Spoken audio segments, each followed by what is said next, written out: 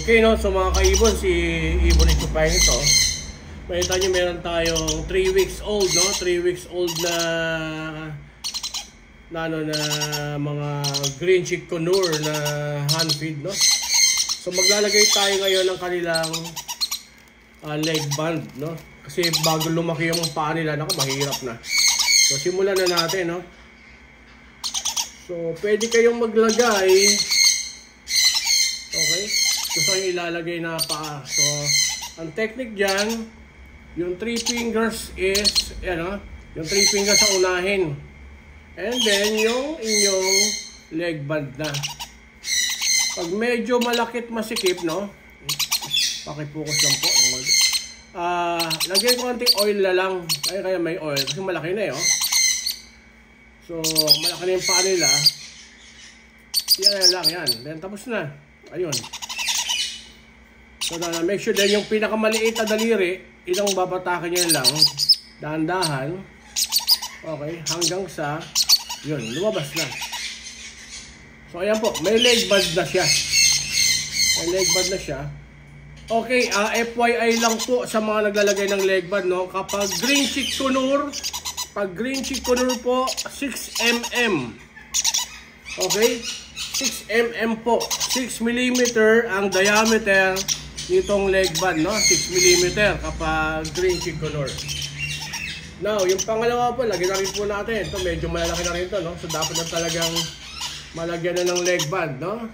So, ulitin po natin.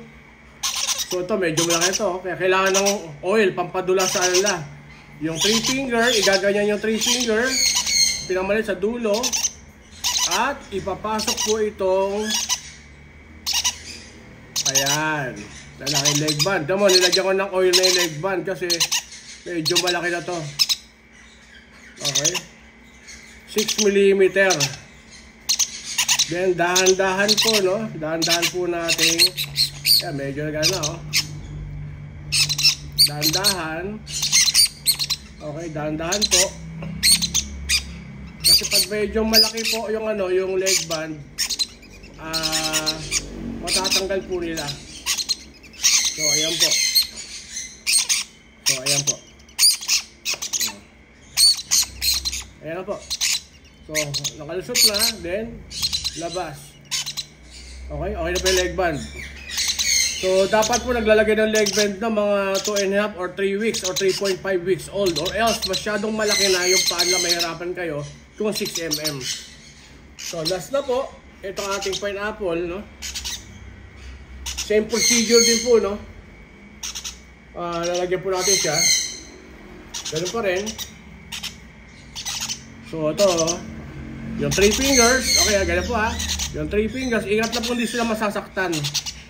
So, yung 3 fingers, paghiwalayin nyo sa unahan, yung 3 fingers na yan, and then, ipasok yung daliri ng maigi. Okay, dahan-dahan pong i-insert. Make sure, pasok yung 3 daliri. Hilahin nyo ng dahan-dahan, kapag ganyan. Then, make sure na mayroon pong pagpadulas na matatanggal o mapapasok na sa alala. Okay po. Ayan, o. Then, tapos na. Then, that's it. Okay. Leg band na. Focus mo na konti.